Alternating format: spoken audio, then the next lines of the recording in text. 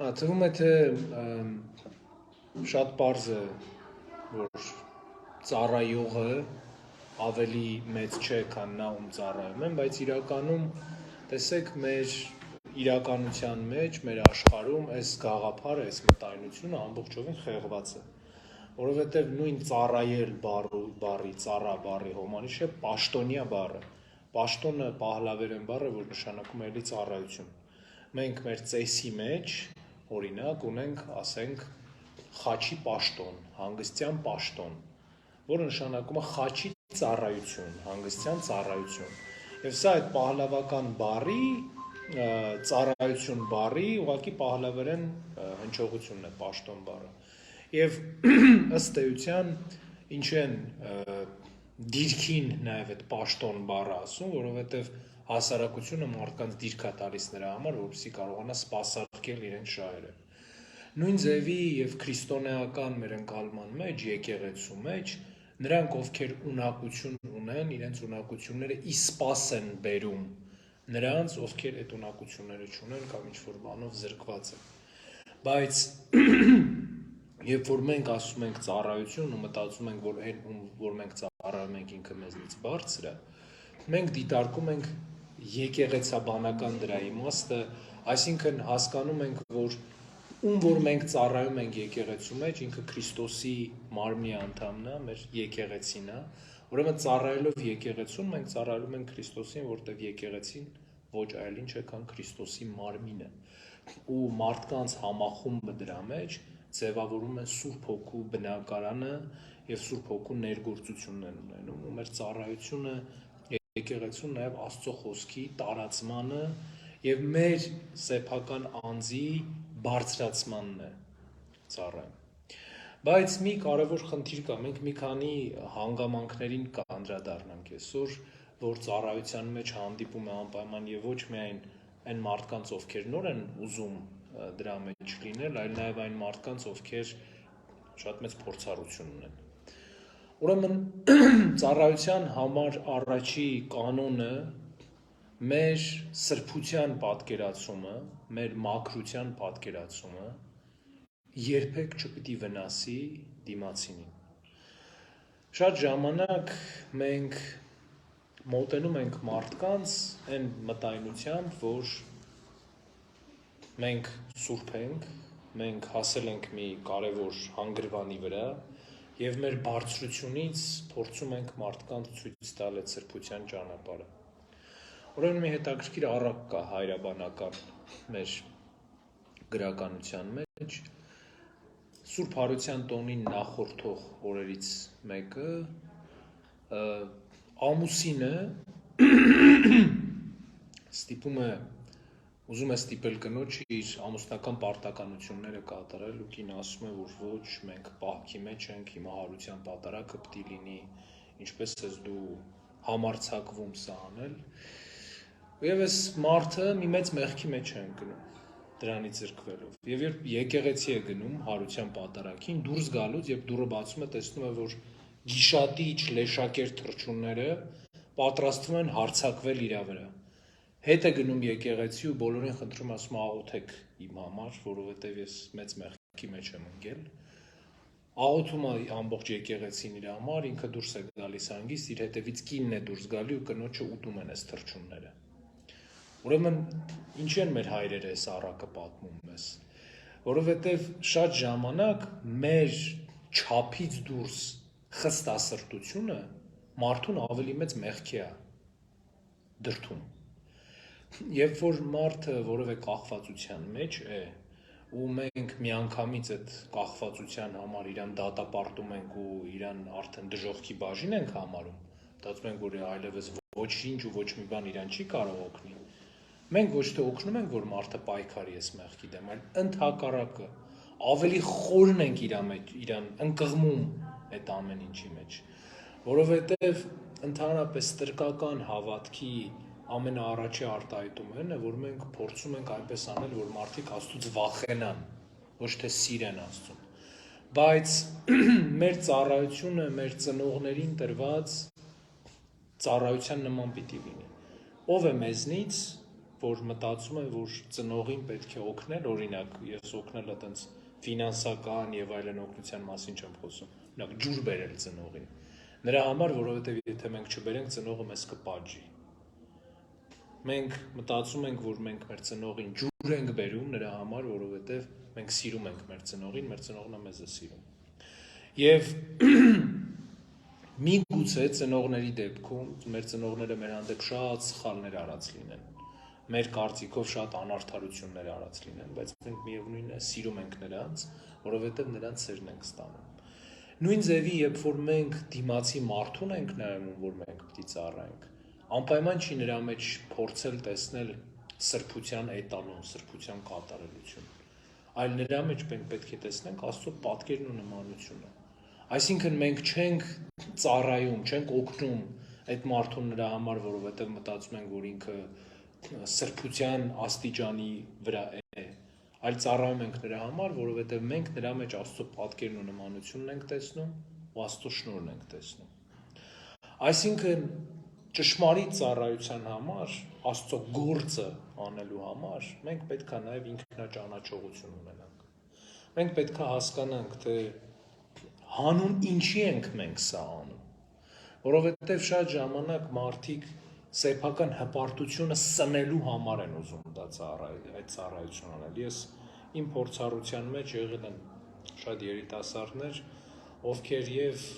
հիվանդանոցներում, եւ հոսպիսներում, եւ բանտերում շատ ուզում էին ծառայության գալ, բայց գիտեք, միայն նրա համար, որ ընկերներին հետո պատմեն, որ մենք գնացինք, ստեղ ծառայեցինք եւ այլն, էս արեցինք, այն արեցինք, որպես իրենց կենսագրության մեջ sense ճիճկեք, որ մենք տեսեք ինչ լավ մարդ ենք, որ մեկ ասի, օրինակ ասենք, ինչ ես ես վատ բանը վարզես համեցեք։ Ինչ ես ես վատ բանը արել, ինքը ասի, վայ չէ, ես տես գնացել եմ բանտես, ես գնացել եմ հիվանդանոց։ Այսինքն պետք է հասկանալ, որ աշխարհիկ ծառայությունը, սոց աշխատողի գործը եւ քրիստոնյայի ծառայությունը Աստծո պատկերն ու նմանությունը կրող մարդուն տարբերվում է նախ եւ առաջ նրանով, որ սոց աշխատողը ունի հստակ ինստրուկցիա ու նաեւ ինքը դա իր աշխատանքն է ինչ-որ ձևով։ Քրիստոնյայի ծառայությունը իր էությունից ու հավատից է բխում։ Սոց աշխատողը խնդիր չունի սեփական անձը փոխելու։ Քրիստոնյան խնդիր ունի սեփական անձը փոխելու։ Եվ իր ծառայությունը ոչ միայն ուղղված է այն մարդուն, ում ինքը ծառայում է, այլ հենց իրեն։ Որովհետև գիտեք, հեսա եթե մենք գնանք ծերանոց, ովքեր որ ձեզնից կգան ծերանոց, կտեսնեք, որ մենք ոչ միշտ ենք այնց մարդկանց հանդիպելու, ում հետ հաճելի է նստել կամ հնարավոր է նստել էթիկական, պատկերացումներից ելնելով, սկսած հոտից, վարքից, վարմունքից, չլսելուց եւ այլն։ Ու հիմա միգուցե մենք սենց պատկերացնում ենք ամպիկների մեջ մեզ Սուրբ Գիրքը մեր ձեռքը, մի հատ սենց բարի տատիկ կամ բարի պապիկ սենց ժպիտով նայում ամես, բայց հիմնականում դա այդպես չի լինում։ Հիմնականում մենք ենք լինում Սուրբ Գիրքը ձեռքը, լինում է տատիկ, որ ասում է ինչա, նորից ասա, ինչա, ու հետո մի բան չի հասկանում, հետո հիշողությունը կորցնում է, մի բա էլի վերականգնվում է ինքը, ու սենց քաոտիկ վիճակ է մեր մոտ լինում, ու մենք հետո դուրս ենք գալի տեղ ու չենք մտածում, թե մենք ինչ ստացանք ստեղից, ինչ տվեցինք իրան, մենք մտածում ենք, այ որ ինձ հարցնեն, կասեմ գնացի ծերանոց Սուրբ Գիրք կարդացի, ու մեր հպարտությունը սկսում ենք սնել այդ դրանով։ Ուրեմն սիրելիները, սա մեղքի ճանապարհն է, սա արդարության ճանապարհը չի։ Ու գիտեք, քրիստոնեության ամենամեծ տարբերությունը մյուս կրոններից, նույն մահմեդականությունից, բուդդիզմից, նա է, որ քրիստոնեությունը միշտ եւ միշտ նայում է բովանդակությանը մարդու։ Ասում է, ես եմ քո Տեր Աստվածը, սրտեր ու երիկամներ քննող Աստվածը։ Այսինքն մենք արտակնապես ում էլ ոնց խաբենք, սենց արտակնապես մեզ տեսնեն, չգիտեմ, աստղային փոշի մեր վրայից գնա, բան եւ այլն, ամպոտ լինեն մեր ոտքերը, ինչ էլ արտաքին լինի, միևնույնն է, մենք Աստծուն մեր ներսը չեն կարողանալու խաբենք։ ու ինչ որ մենք անում ենք, հանուն Աստծո ենք անում, եւ Աստծո հայացքի առաջ ենք անում, ոչ մարդկանց հայացքի առաջ։ Եվ մի մեծ խնդիր կա, երբ որ մենք, տեսեք, Քրիստոս պատահական չէր, որ ասեց այն ինչ իրանց անեք, ինձ եք անում, եւ ասեց տեսակ ինձ սոված ու հաց չտվեցիք, տեսակ ինձ մերկ շոր չտվեցիք, տեսակ ինձ բանտում չեկաք այցելության։ Ուրեմն դուք կարող եք ամեն մարդու մեջ Աստծո պատկերն ու նմանությունը տեսնել։ Դուք երբ որ նայեք, օրինակ, ինտելիգենտ, կրթված, չգիտեմ, ասենց կոկիկ, գեղեցկատես մարդու մեջ այտենց շատ հեշտ է տեսնել Աստծո պատկերն ու նմանությունը։ Իսկ պատկերացրեք, որ մենք Աստծո պատկերն ու նմանությունը պետք է տեսնենք այն ալկոհոլիկի մեջ, որ կներեք սեփական փղձուկի մեջ, ասենց պարկած է ինքը, իր վրայից ահավոր հոտ է գալիս, կեղտոտ է ինքը, բայց միևնույն ժամանակ ինքը Աստծո պատկերն ու նմանությունը ունի։ Ու գիտեք ամենազարմանալին որն է, որ իր Աստծո պատկերն ու նմանությունը ոչ մի բանով պակաս չի մերինից, որ մենք սուրբ գիրք ենք կարդում, եկեղեցում ենք, հաղորդվում ենք, ոչ մի բանով պակաս չի։ Աստծո սերը մեր ու իր նկատմամբ ոչ մի բանով պակաս չի։ Բայց Քրիստոս ծառայության մասին, որ խոսում է, ինչ ասում է, նրանք ձեր մեջից, ովքեր կուզեն առաջինը լինեն, թող հետինը լինեն։ Այսինքն, տեսեք, մենք առաջինը լինելու մղում ունենք, չէ՞, բոլորս։ Առաջինը էս անելու, այն անելու, սենց եւ այլն, որովհետեւ առաջինը լինելու մղումը միշտ բխում է մեր սեփական հպարտությունից եւ այդ հպարտության առաջ մեր դատարկությունից, որովհետեւ մենք ամեն մեկս մեր փողոցային ժարգոնի մեջ կա տենց մի հատ արտահայտություն, չէ՞, ասում է իր երազած տղեն, չէ՞, տենց բան կա։ Ուրեմն մենք ամեն մեկս մեր մտքում ունենք մեր երազած տղեն, մեր երազած մարդը, թե մենք ինչ ձևի ենք ուզում լինել, ու տենց ամեն մեկս մեր մտքում, չգիտեմ, սենց բանն ենք, Սփայդերմեն ենք, ուժեղ ենք, բան եւ այլն, սենց տարբեր հարցեր ենք լուծում եւ այլն, բայց երբ որ մենք Քրիստոսի խոսքով մտնում ենք մեր սենյակը, փակում ենք դուռը լուսամուտ եւ մենք միայն մեր հետ ենք լինում, մենք տեսնում ենք, որ մենք Սփայդերմեն չենք, մենք մի սարդել չենք, չգիտեմ, մենք մեր երազածից մենք շատ հեռու ենք, բայց քանի որ մենք անընդհատ ուզում ենք նմանվել այս երազածին, մենք սկսում ենք լեգենդներ ինքներս մեր համար հյուսել մեր կողքը, ու սկսում ենք ստից բաներով ինքներս մեր էգոն, մեր անձը բարձրացնել ու մտածել, որ այ եթե այս մարդը մտածի, որ ես սենց եմ, ուրեմն ես իրոք տենց կլինեմ։ Քրիստոնեությունն էլ ասում է, որ մենք պիտի երազած տղա ունենանք մեր մեջ, մեր երազած կերպարը պիտի ունենանք, բայց այդ երազած կերպարը պիտի ոչ թե հպարտության մեջ լինի, այլ բովանդակության մեջ լինի։ Այսինքն օրինակ մեր երազանքը պիտի լինի վերջի վերջո համարձակություն ունենալ, ճանաչել սեփական մեղքը ու հաղթահարել այդ մեղքը։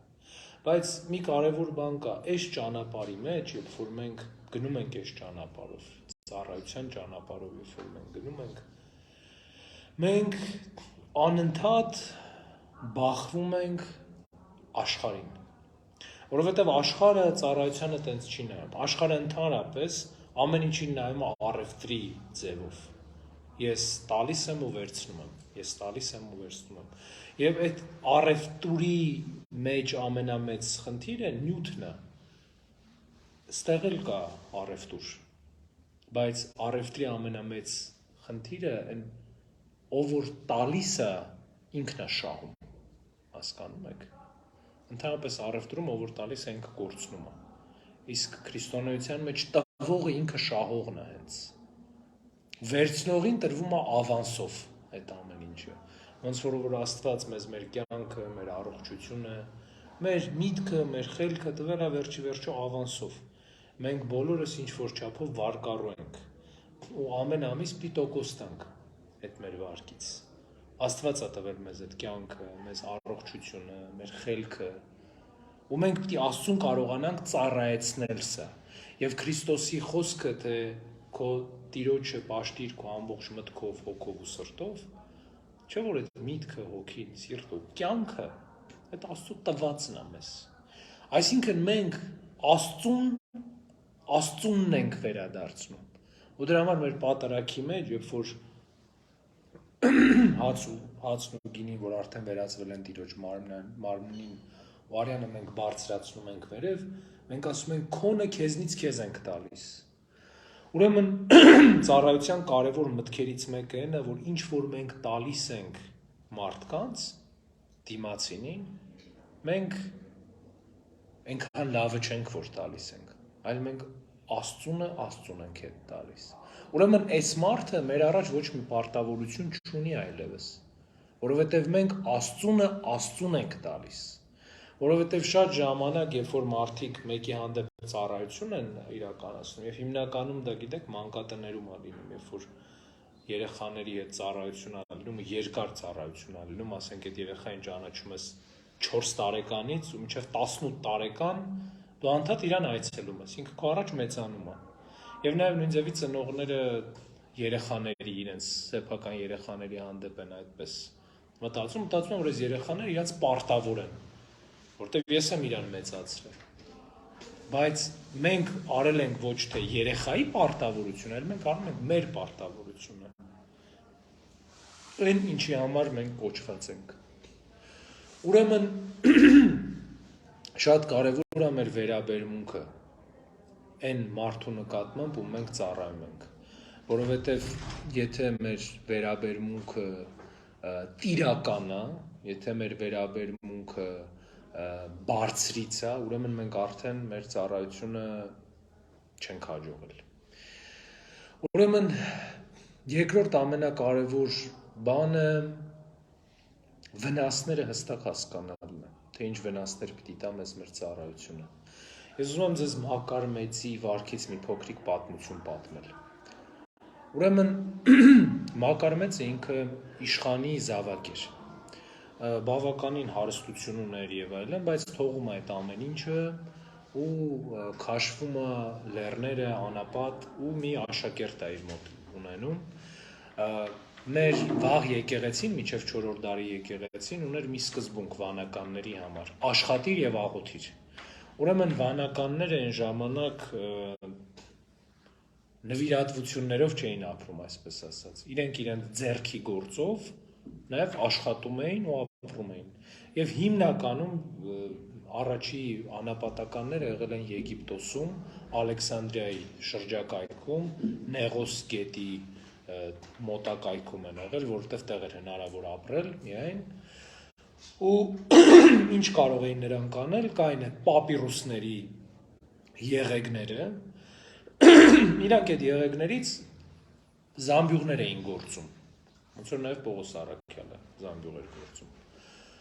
Եվ այդ գործն էին անում, նրանք տանում էին ու փոխում էին ալյուրի հետ։ Զամբյուղը տալիս էին, վերցնում են ալյուր, թխում էին հաց ու ուտում էին։ Սա էր միակ սնունդը, նաև ապրելու կերպը վանականների։ Եվ ուրեմն մի անգամ Մակար մեծը իր աշակերտին տալիս է իր զամբյուղները, ասում է գնա քաղաք եւ փոխիր սա ալյուրի հետ։ Երբ որ աշակերտը գնում է փոխելու, տեսնում է, որ այդ գյուղում մի հատ արտասովոր դեպք է կատարվել, այն ժամանակ Փառք Աստծո դեռևս նման դեպքերը արտասովոր էին, հիմա շատ սովորական են, մի կին աղջիկ առանց ամուսնանալու հղիացել էր։ Եվ երբ որ ամբողջ գյուղը հավաքվում է աղջկա մոտ ու ասում է, թե ինչպես եղավ բան եւ այլն, այս աղջիկը ասում է, գիտեք, ասում է, այն վանականը, որ այնտեղ ապրում է, այ ինքն է այս երեխու հայրը։ Եվ այս աշակերտը լսում է դա ու տեսնում է, որ այդ գյուղի տղամարդիկ բոլորը զայրացել են ու ուզում են գնան այս վանականին ծեծեն, վազելով գնում է Մակար մեծի մոտ, ասում է, գիտես, ասում է, այս աղջիկը սենց բան ասեց, ու հիմա բոլորը գալիս են քեզ ծեծելու, ու ասում է, փախի, արագ հավաքի, ինչ ունես չունես, փախի։ Ու Մակար մեծը ասում է, վայ Փառք Աստծո, ասում է, տեսողություն ունեմ, լսողություն ունեմ, ոտքեր ունեմ, ձեռքեր ունեմ, խոսալ կարող ունեմ, ասում է, օր ծերության էլ Մակար մեծը ժամանակ 70-ն անցալու, Ասում օր ծերությանն էլ Աստված ասում է ինձ կին ու երեխա տվեց, ասում է փառքը շատ Տեր Աստված։ Գալիս են այդ գյուղի տղամարդիկ, Մակարամեցին շատ լավ ծեծում են, շատ լավ։ Հայսմավուրքը ասում է, որ մոտավորապես 2 շաբաթ չէր կարողանում շարժվել անգամ, այտենց ծեծում են իրեն։ Ու ինքը ասում է, դե հիմա ինչ է եղած, ասում է, այն ժամանակ 5 զամբյուղ էի գործում, որ ես ու աշակերտս ապրենք, հիմա 15 կգործեմ, որ նաև այդ կինը ու երեխան ապրեն։ Ուրեմն այտենց անցնում են ամիսներ, եւ երբ գալիս է ծննդաբերության ժամանակը, կինը չի կարողանում ծննդաբերել։ Ու հրեշտակից տեսիլք է ունենում այս կինը, որ իր զրպարտության համար Աստված թույլ չի տալիս իրան ծննդաբերել։ Ու այս կինը սա հասկանում է ու կանչում է այդ գյուղի ավագանուն, ասում է, գիտեք ինչ ասում է, ես խաբել եմ, իրականում այս ինչ մարդն է, իր հայրը։ Ну, ծննդաբերում է այս երեխան առողջ, այս կինը առողջ երեխա է լինում, բայց այդ գյուղի ավագանն ասում է, դե ինչ վատ բան արեցինք մենք այս վանականի հանդեպ գնացինք, ծեծեցինք էլ իրան, ու բոլորը հավաքվում են, որ կան շնորհակալություն հայտնեն իրան, ու այդ ժամանակ էլի իր աշակերտը նույն գործին է լինում, գալիս է զամբյուղը հանձնի, ալյուր վերցնի, ու տեսնում է, որ այս անգամ գալիս են շնորհակալություն հայտնելու, ներողություն խնդրելու Մակարամեցից։ Ու վազելով գնում ասում է, հայր Սուրբ ասում է, այս աղջիկը սենց պատմում ամեն ինչ, ասում է, հիմա ամբողջ գյուղը գալիս է քեզ շնորհակալություն հայտնելու։ Ու Մակարամեցը ասում է, արագ հավաքի բոլոր իրերը, մենք գնում ենք ստեղից։ Ասում է, հայր Սուրբ ասում է, չեն գալիս ծեծեմ, գալիս են շնորհակալություն հայտնեն, ասում է, ոչինչ, ասում է, արագ հավաքի, մենք գնում ենք, ասում է, ինչ ասում է, ես մտածում եմ, որ իրանք կվնասեն ինձ։ Ուրեմն իրականում մեր աշխարհի համար սա անընկալելի է, որտեղ մենք բոլորս, ասել Քրիստոսի, փարիսեցիների պես, պատիվ ստանալ սիրում ենք։ Մենք սիրում ենք, որ մեզ շնորհակալություն հայտնեն, մեր ճիշտ լինելը միշտ փառաբանեն, երկրպագեն մեզ։ Մենք սիրում ենք դա, որտեղ մենք դրանով մեր դատարկությունը լցնում ենք մեր մեջի։ Բայց իրականում երբ որ մեր Աստծո հանդեպ ծառայությունը դառնում է մարդահաճո, հա, մարդկանց հաճելի լինելու համար է դառնում, շատ ժամանակ սա վերածվում է թատրոնի։ Ու Հայաստանում դե գիտեք այդ կապելանության, հա, հոգևոր ծառայության ինստիտուտը այդքան շատ զարգացած չի, հիմնականում անհատներ կան, որ այդ ծառայությունը անցկացնում են, բայց արտասահմանում սա մեծ տարածում ունի։ Եվ այդ հոգևոր ծառայողների մեծամասնությունը, ասենք տեսախցիկով, օրինակ ուղիղ եթերով, Instagram-ի ուղիղ եթերով տենց իր ծառայությունը նկարում։ Սա ծառայություն չի։ Ինչ Հայաստանում է նկարում, թե դուրս է։ Չէ, դուրս է։ Ես Հայաստանում հələ որ չեմ տեսել այդպես բան։ Հա, նկարում են սա։ Սա իհարկե ծառայություն չի, սա թատրոն է։ Ուրեմն մեր ծառայությունը, սիրելիներս, չպետք է լինի հանուն նրա, որ մենք ուրիշներից փառք հավաքենք, որ ուրիշները մեզ ասեն, ես ինչ պուպուշն ես դու, ես ինչ լավն ես դու, ինչ քրիստոնյա ես դու։ Մեր ծառայությունը մեր հոգուն վնաս չպետք է հասցնի, այլ օգուտ։ Եվ այդ ծառայության ընթացքում մենք շատ հոգեպես, եթե ոչ ֆիզիկապես, պիտի ծեծվենք էլ, որովհետև շատ ժամանակ մեզ պիտի չընդունեն, շատ ժամանակ պիտի մեզ վիրավորեն նաև, շատ ժամանակ կարող է չհավանեն մեր արածը, օրինակ հիմա, չգիտեմ, կարող է ինչ-որ մեկը հայերեն լավ չկարողանա կարդալ, մի քիչ կմկմա ու ասեն, ես ինչ ես դու անում, ինչ ես դու ես սենց անում եւ այլն, ու նեղվենք մարդկայնորեն դրանից։ Ուրեմն սիրելիներս, ծառայության ամենակարևոր սկզբունքը, ինչքան էլ պարադոքսալ կթվա իմ ասածը, ամենակարևոր սկզբունքը այն է, որ մենք չծառայենք ինքներս մեզ, այլ ծառայենք դիմացինին։ Սա ամենակարևոր սկզբունքն է, որ մենք պիտի պահենք, որովհետև ցավոք սրտի այն ինչ որ մենք անում ենք, շատ ժամանակ հանուն մեզ ենք անում, ոչ թե հանուն դրսի մարդու համար։ Սենց թե նենց երբ որ մենք ուրիշի համար անում ենք, մենք օգուտ ենք ունենում դրանից, որովհետև մենք աճում ենք որպես մարդ, եւ Աստծուն հաճելի են լինում մեր գործերը, բայց մենք ծառայություն անելուց չպետք է գնանք, ասենք օրինակ ծառայությունը եղավ վերջացավ, մենք գնանք տենց գրենք 1-0, ես 1 Աստված 0, հələ ինձ բան չի տվել, սպասի ես էս մեկը արել եմ։ Չէ, ու այդ շատ կարևոր է ընկալել, որ ինչ որ մենք անում ենք արդեն իսկ Աստծուց է։ Ինչ որ մենք ունենք արդեն իսկ Աստծունն է, որ մենք տալիս ենք դիմացինին։ Երևի այսքանը մենք ձեզ Ժորժ ջան Արտաշի հետ խոսել ենք, Արտաշը մեր խմբում բաներ նյութեր կտեղադրի, այդ խնդրում եմ դրան ծանոթանաք, մենք մարտի 5-ին գնալու ենք արդեն մեր այցելությունը ունենալու ենք։